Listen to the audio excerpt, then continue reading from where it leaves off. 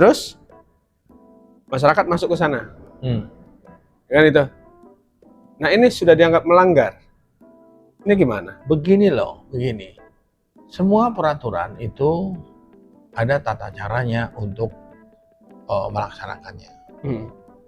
Pertanyaan yang pertama. Tadi ngomong peta kawasan hutan ditunjuk. Untuk menjadi kawasan hutan itu ada rangkaiannya. Yang awal memang ditunjuk. Iya. Tapi penunjukan ini kan petanya sangat kasar.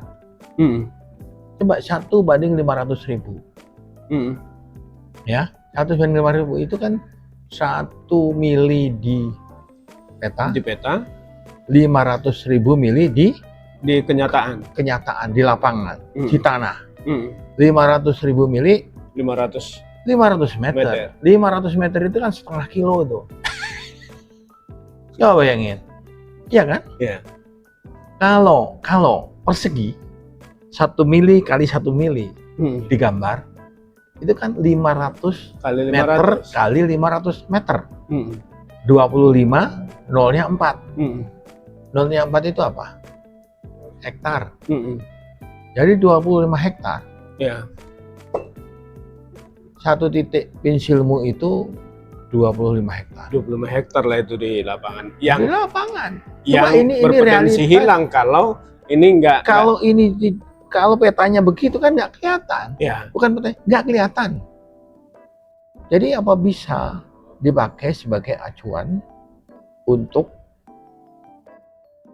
hukum? Itu baru dari sisi petanya. Dari segi peta. Segi peta. Ya, sekali ditunjuk. Tunjuk itu artinya apa? Itu kan baru persiapan. Sekarang gini loh, yang gampang aja lah itu mah. Kalau ada cewek lewat, aku tunjuk, Mbak Sri itu adalah istriku. Benar nggak? Belum tentu. Belum tentu. Harus memenuhi syarat formil dan syarat material. Nah, lagi-lagi muncul itu tadi, itu soal hukum itu dua itu, formil dan material. Gitu loh. Artinya formilnya artinya harus ada tadi proses. Material itu. Formilnya ada proses bahwa ibunya sudah kita tanya, Mbak Sri bisa nggak mohon untuk bisa jadi istri saya. Oh ada, kan ada ijab kabul. Bapaknya nyerahkan, ya kan? Saya datang diserahkan anak perempuan itu ke saya. Itu materialnya kan? Formilnya Mbak Sri itu penduduk mana, anaknya siapa, kan ada dokumen-dokumen formilnya. Materialnya setelah ijab kabul itu. Begitu Pak. Jadi kalau itu tidak dilaksanakan, ya masalah. Gitu loh Pak. Alasannya kan itu nggak dilaksanakan, ya uang itu juga tanah negara. Ntar dulu, tadi yang sudah dikuasai masyarakat itu tanah masyarakat. Begitu loh Pak. Kalau yang sudah dikuasai masyarakat dengan etikat baik, ada etikat baik istilahnya. Etikat baik itu artinya diolah, dijadikan tempat untuk produksi dan sebagainya, ya. Dan ada bukti itu tanah masyarakat. Walaupun tidak ada suratnya. Walaupun tidak ada surat, dan yang terpenting lagi itu ada 2 saksi bahwa Aziz misalnya nggarap tanah itu sejak kapan. Oh itulah guna sempadan itu ya? Kiri, kanan, depan, belakang? Iya itu semua, maka itu harus ada pengakuan. Garis itu adalah hasil proses kesepakatan dari pihak-pihak yang berbatas. Begitu Pak. Kan bentuknya bisa begini kan? Iya. Gitu. Tidak harus segi 4. Iya. Gitu. Bisa aja jajaran genjang nih. Iya, macam-macam. Kata kuncinya garis batas itu adalah kalau kaitannya dengan hak loh, kesepakatan pihak yang berbatas. Tapi kalau policy, kalau misalnya ini harus jadi hutan, Kan itu ketentuan ini toh, ketentuan negara kan. Ini harus jadi hutan ya. Setelah dibatas itu semuanya, kalau tanahmu itu bukan hutan, ya harus jadikan hutan. Tapi hak tanahnya adalah hak masyarakat, begitu. Atau diganti rugi? Atau, nah ini urusan waktu saya jadi dirjen.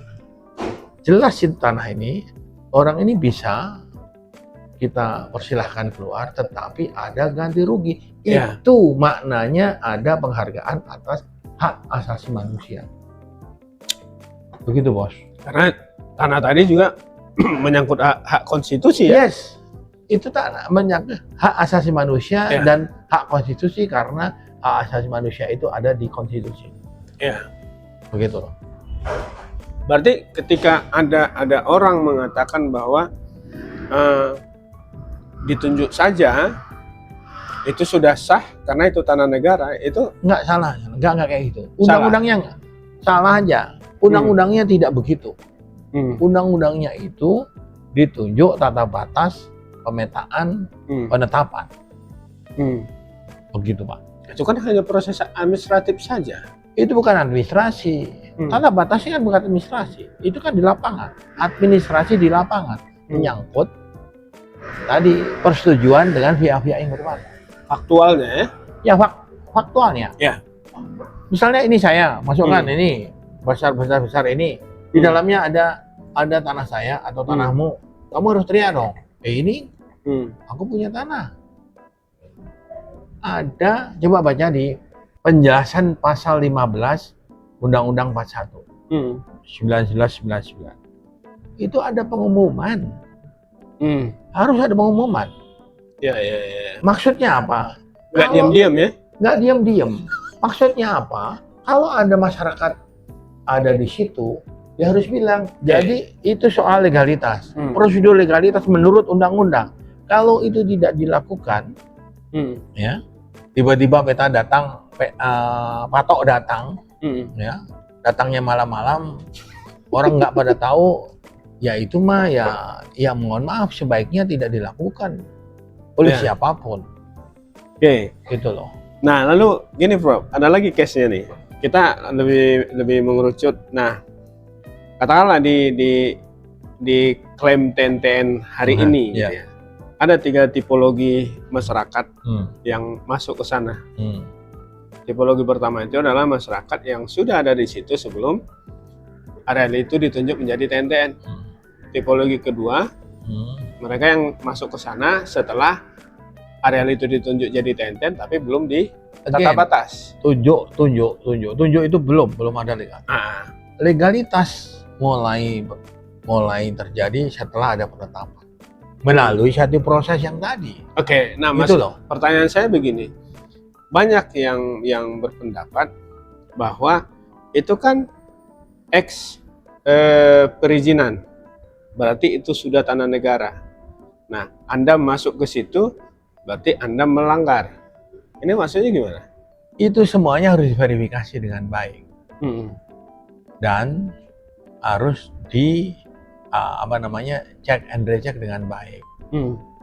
Kata melanggar itu melanggar apa? Izin itu izinnya siapa?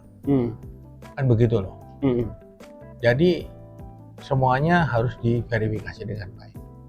Tanpa itu ya yang terjadi ketidaknyamanan. Semua pihak lah, pemerintah nggak nyaman, masyarakat juga nggak nyaman. Dan situasi ini tentu bukan harapan kita bersama. Kita kan maunya semuanya diselesaikan dengan baik. Toh, ya masyarakat hidup itu untuk membangun bangsa dan negara ini, gitu loh. Ya, jadi saya sih melihat hal yang semacam ini harus diselesaikan. Siapa yang menyelesaikan? Ya pemerintah lah. Pemerintah atas nama negara menyelesaikan ini. Cara penyelesaiannya bagaimana? Ya secara prinsip, yang pertama harus ada kejelasan. Yang kedua harus mempertimbangkan kemanfaatan, ya kan? dan berujung kepada legalitas yang jelas. Hmm. Tentu aspek-aspek yang berkaitan dengan hak asasi manusia harus dipahami, harus dihargai lah. Hmm. Dan yang terpenting lagi, ya tadi, tolong perhatikan kawasan hutan itu apakah hasil proses sesuai dengan undang-undang. Hmm. Saya yakin tidak, Hmm. karena ya tadi masih banyak desa ada di situ, Termasuk TNTN tadi. termasuk TNTN. Cek aja, makanya bikin data lah, Hmm. bikin data yang baik. Artinya itu bisa ditelusuri, Ya. ditelusuri sejak kapan, mulai sejarahnya lah, pakai peta, Hmm. ya kan? Desa-desa itu kapan ya, dan seterusnya. Hmm. Kan itu bisa dicari petanya. Hmm. Peta topografi, peta terbitan Jawatan apa tadi? Jantop, Jawatan Topografi, ya. Hmm. Jawatan Topografi. Tahun 70-an waktu saya masih muda, aku suka sering kayak gitu, lihat pakai peta itu begitu. Hmm. Dan peta itu skalanya 1/50.000, bisa ada yang lebih kecil lagi, jadi detail akan Bisa lebih detail ya? bisa lebih detail. Tolong dicari, ada, Hmm. pasti ada. Kalau nggak datang ke Bako Sortanal yang sekarang jadi BEK itu, Hmm. ada itu, pasti ada. Belum terbakar ya? Enggak lah, BEK mah nggak bakar kan. Soalnya Tera drone udah terbakar kan? Drone kebakar kan masih ada cloud itu, gimana bakar?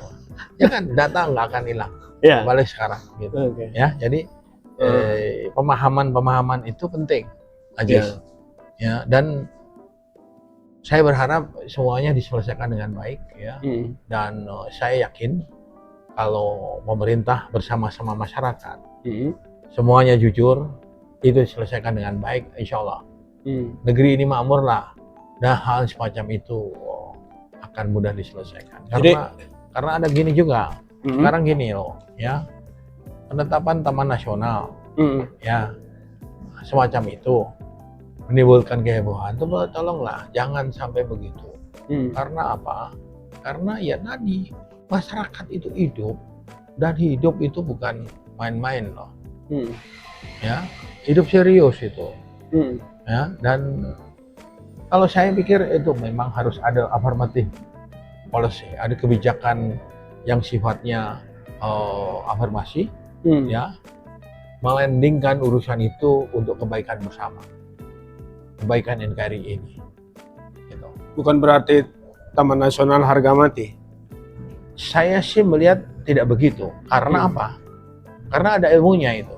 Hmm. Kita harus belajar ilmu tanah itu. Tanah-tanah yang punya kemampuan untuk dikembangkan sebagai lahan budidaya, mengapa tidak? Hmm. Dan masyarakat itu hidup atas lahan budidaya itu. Kalau masyarakat kita nggak ada, itu mau fair-fair aja. Hmm. Cobalah belajar ke beberapa negara. Taman nasional itu tidak ngedeblek begitu. Hmm. Yang positif dipakai. Ya, you datang ke Jepang, you datang ke Jerman, you datang kemana aja. Hmm. Ya, gitu. Jadi detail. Kita memang harus bekerja detail. Untuk apa? Untuk kesejahteraan kita bersama, termasuk kesejahteraan siapa? Kesejahteraan flora fauna yang kita lindungi itu. Mengapa kita mesti melindungi flora fauna dan ekosistemnya? Ya karena hidup kita bersama mereka. Kita harus paham itu.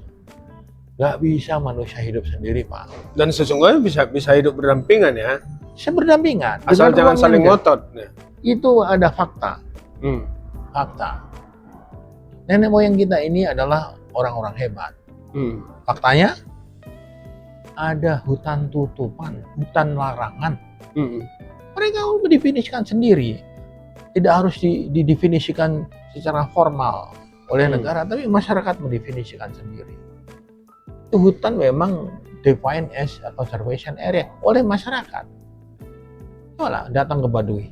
Dan itu biasanya langgeng ya, ketimbang yang di Itulah mengapa kita harus bersama-sama masyarakat, artinya negara, pemerintah bersama-sama masyarakat mendukung itu. Saya yakin masyarakat itu orang-orang yang mengerti. Begitu loh. Jadi affirmative policy yang saya maksud Asal kita tepat aja menurunkan caranya ya. bersama-sama, Iya. yakin. Nah, ini kalau ada Satgas, kalau Satgas bisa melakukan itu dengan baik, menurut saya kerja besar, kerja hebat. Ya, Soal afirmasi tadi. soal afirmasi itu, yang sudah dikerjakan ya sudah, kerjakan aja dengan batas detail. Garis ini menjadi batas dengan kawasan hutan ya. Artinya kawasan hutan ini batasnya menjadi legitimate, diakui oleh masyarakat. Begitu Pak. Nah, tinggal kita harus cek, gitu loh. Kalau ada masyarakat ngawur ya tembak aja. Apa susahnya? Kalau udah didefinisikan, ya gitu loh.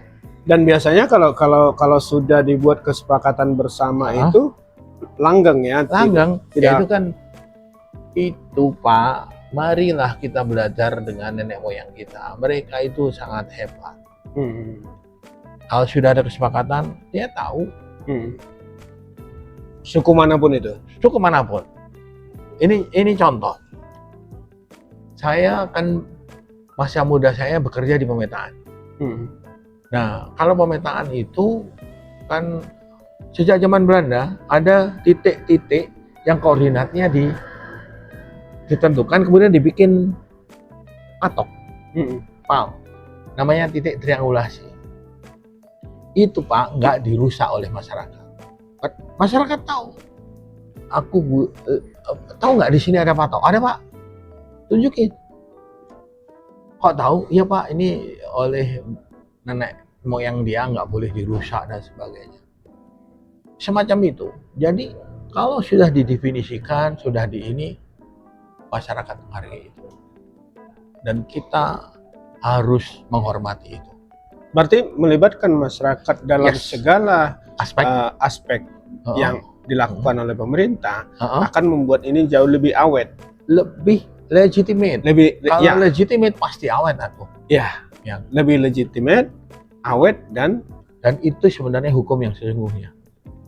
Kalau agreed by people, sudah, gak usah mereka akan menjaga. Tapi kalau batasnya batas alam gaib, nah kalau tidak ada agreement, makanya dari batas itu harus berdasarkan persetujuan pihak-pihak yang berbatas. Iya. Begitu Pak. Dipasang tengah malam.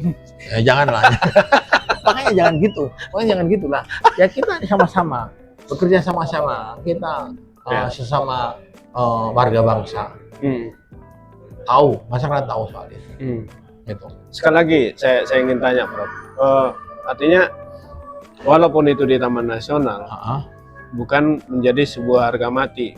Bahwasanya masyarakat tidak boleh di situ. Begini loh, ya. Silahkan masyarakat boleh atau tidak boleh. Tetapi kalau itu sudah tanah masyarakat, tumpuan hidupnya, itu harus dihormati. Nah, penghormatannya bagaimana? Ya tadi, ganti kerugian dan sebagainya lah, relokasi dan sebagainya, macam-macam itu. Tapi itu semuanya harus agreement. Harus ada persetujuan dengan masyarakat. Ya. Affirmative policy yang saya maksud komunikasi yang baik dengan masyarakat. Ada kesepahaman ya. Ada kesepahaman. Lalu muncul kesepakatan. Baru muncul kesepakatan. Sebab kita warga negara, satu negara, satu bangsa. Itu. Yang kedua juga namanya kesepakatan itu adalah norma dasar global. Gitu. Jangan pula pokoknya kalian harus keluar dari sini. Jangan pokoknya. Kalau pokoknya jadi apa? Jadi tidak langgeng, tidak sustainable. Jadi paksaan ya. Jadi paksaan nggak sustainable. Oke. Gitu ya. Gitu. Teman-teman, lagi-lagi saya bilang kalau bicara dengan para pakar ini 1 jam nggak berasa. Namun itu tadi tentu poin-poinnya sudah kelihatan dan tinggal lagi bagaimana kita mencermati ini dengan baik sehingga ini menjadi sebuah pembelajaran dan menjadi satu hal yang bisa kita pahami bersama bahwa hidup bernegara adalah masyarakat yang berdampingan dengan apa-apa yang menjadi kebutuhan negara. Itu. Jadi saya Abdul Aziz, saya bersama Profesor Budi Mulyanto, Guru Besar Ilmu Tanah IPB University sekaligus Rektor Universitas Nusa Bangsa. Mudah-mudahan obrolan kami ini bermanfaat buat Anda. Makasih. Makasih, Prof. Terima kasih, Jis. Thank you.